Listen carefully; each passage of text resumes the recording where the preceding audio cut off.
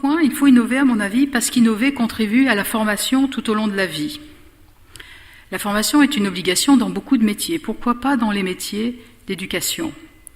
Accepteriez-vous d'être opéré par un chirurgien qui vous dirait que qu'il ne se soucie pas des progrès de la médecine, de la recherche médicale, au prétexte que ces méthodes ont déjà fait leurs preuves? Bien sûr que non.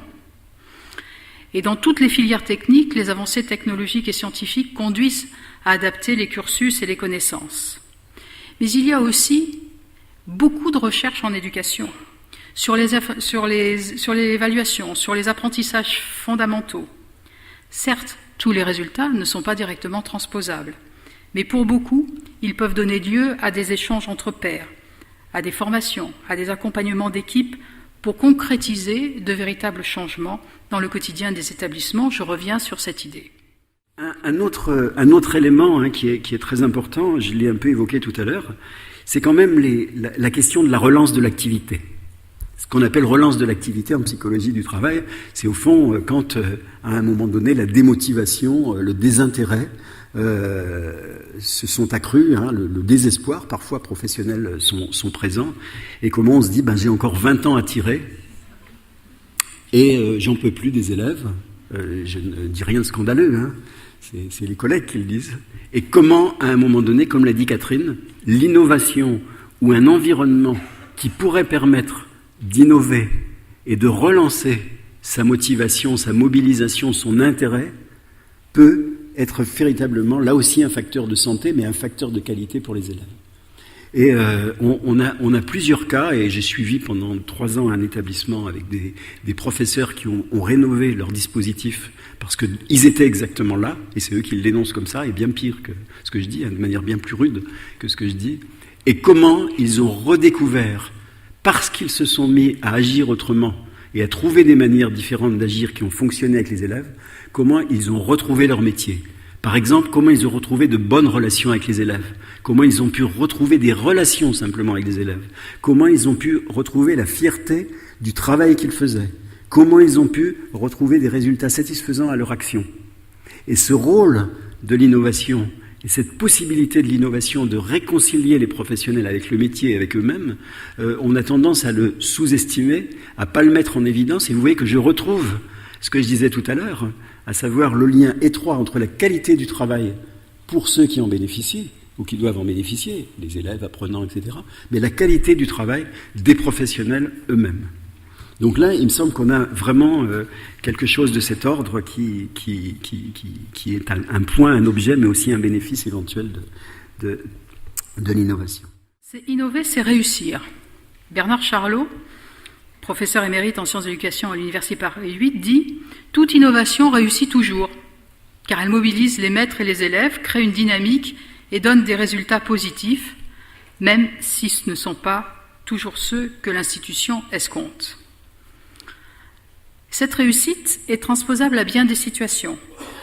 Analyse du problème, recherche des solutions, mise en place de ces solutions, analyse des effets, régulation. Innover, c'est s'inscrire dans ce processus professionnel qui conduit à s'interroger sur des actions entreprises et en analyser les effets. Avancer en gardant la mémoire de ce qui a été fait. Des points positifs, des points à améliorer. Ne jamais s'arrêter de croire que la réussite de tous les élèves est au bout du chemin, ce qui, pour les élèves, est un des points les plus importants.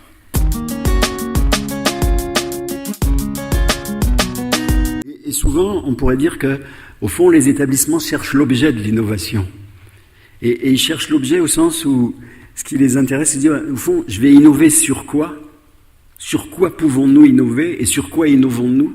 Et surtout sur innover pourquoi ? Pour quel but ? Et il y a souvent une confusion, et c'est pour ça que je dis qu'on a intérêt à mieux se repérer, entre les moyens et l'objet. Parce que souvent, quand on se dit comment on va innover, si on part comme ça, on ne se pose pas toujours la question du sur quoi on va innover. Et c'est bien les injonctions numériques, les injonctions à l'exceptionnel, on se dit souvent, voilà, on va faire ça parce qu'on a des moyens, mais sans se poser la question du sur quoi et pour quel but on va utiliser telle ou telle technique, tel ou tel intervenant, tel ou tel projet, tel ou tel outil. Et le surquoi et le pourquoi sont fondamentaux dans la question de l'innovation. Deuxième point relatif au surquoi et pourquoi. Évidemment, il est normal que pour des éducateurs, enseignants, formateurs, nous nous préoccupions de l'apprentissage des élèves, de l'éducation des élèves et autres publics. Donc il y a bien une question de la qualité du travail, de la qualité de ce que nous produisons, de la qualité des apprentissages, du développement, de l'insertion, etc. Mais il y a une autre dimension que, sans doute, qui vient aussi de mes origines d'ergonomie. On ne peut pas penser l'innovation pédagogique sans la relier étroitement à tout ce qui concerne le quotidien du travail des enseignants, formateurs et personnels qui mettent en place l'innovation. Mes accompagnements d'établissement m'ont souvent mis en relation avec des enseignants, formateurs qui veulent faire des choses nouvelles, essayer, et qui ne pensent pas aux conséquences que ça va avoir sur leur travail. Et il me semble qu'il y a une grande part des innovations qui, pour être efficaces, mais aussi une grande part des innovations dont on ne parle jamais, qui sont celles de la qualité du travail des personnels. Et si un groupe d'enseignants se lance dans une innovation avec les meilleures intentions du monde, sans penser aux conséquences pratiques que ça va avoir sur leur propre travail, sur leur santé au travail, mais éventuellement sur leur motivation et démotivation, sur les risques d'épuisement, par exemple, on se trompe, on fait des erreurs. Et on met rarement en évidence toutes les innovations que, par exemple, des chefs d'établissement, des équipes, essayent de constituer pour rendre le travail des professeurs, formateurs, éducateurs acceptable, un peu plus satisfaisant, un peu plus réalisable, non pas sur des coûts exceptionnels, mais sur le long terme. Et là, il y a des choses qui se font. Et ça, c'est précieux, parce que, il ne faut pas se le cacher, pour un grand nombre de nos collègues, le travail quotidien est difficile, parce que les élèves sont en difficulté et que ça rend le travail difficile, parce que les conditions ne sont pas toujours extraordinaires, puis parce qu'une carrière d'enseignant ou de formateur est longue et qu'il faut penser à la relance, à la remobilisation du travail. Et il me semble que là, on a tout un pan d'innovation, donc d'objets de l'innovation, qui sont très très importantes, parce que les professeurs qui sont en bonne santé au travail et qui font un travail satisfaisant sont évidemment de bien meilleurs enseignants que ceux qui sont en difficulté. Alors je ne vais pas le développer trop, mais il me semble que ce sont des objets à chercher et de bien penser que s'il y a une qualité du travail, c'est-à-dire la qualité de ce qui est produit, il faut penser à la qualité du travail de ceux qui le produisent.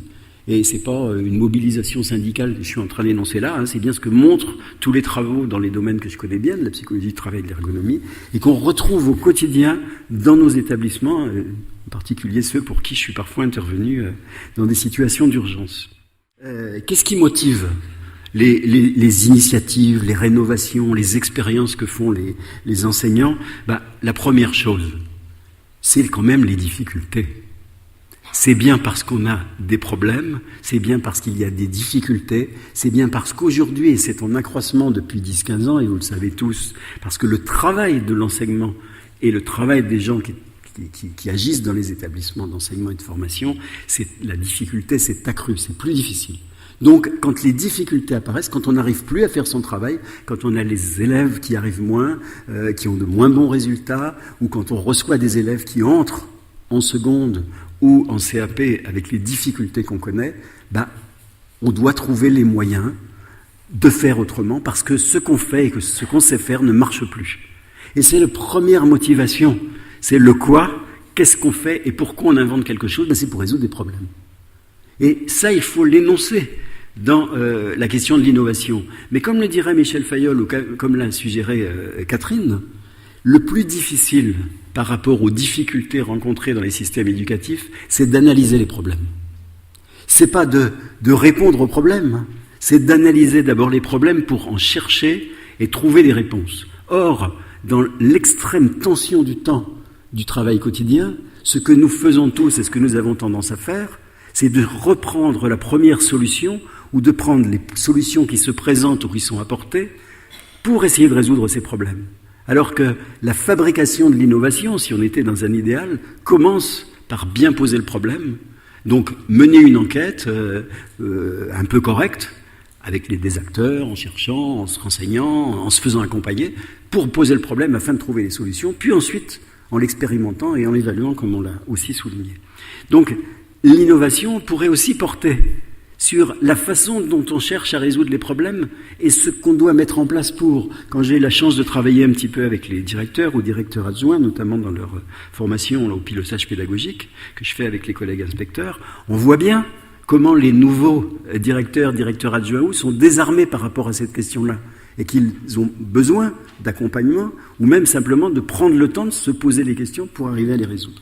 Donc là, il me semble qu'il y a aussi à la fois quelque chose de la méthode de l'innovation, mais certainement des pratiques innovantes de la part de chefs d'établissement ou d'équipe pour arriver justement à traiter les questions en posant les problèmes, en étant outillés pour les poser, afin ensuite de mettre en place.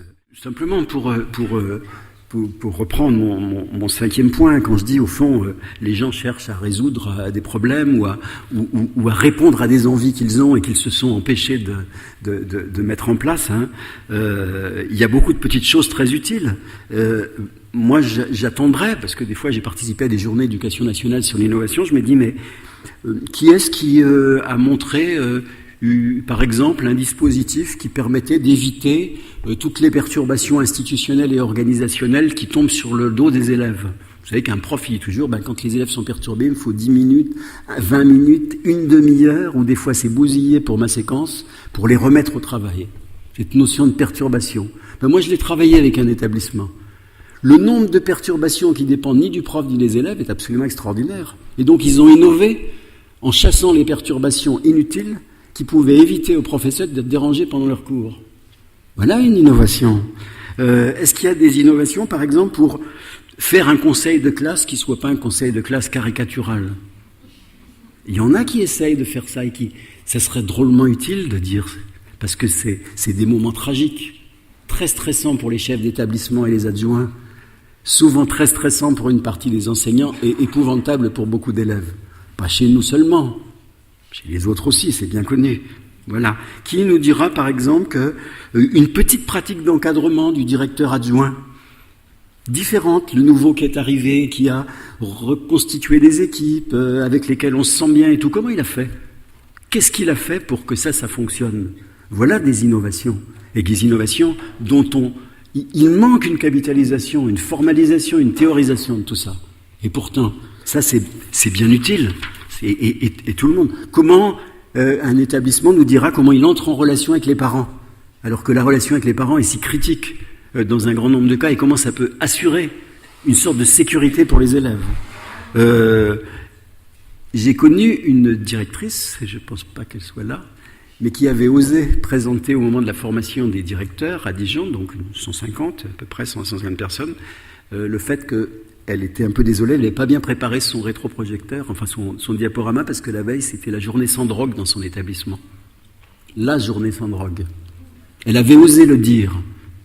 Milieu rural, comme vous connaissez, c'est intéressant. Qui dit que ça, c'est une innovation?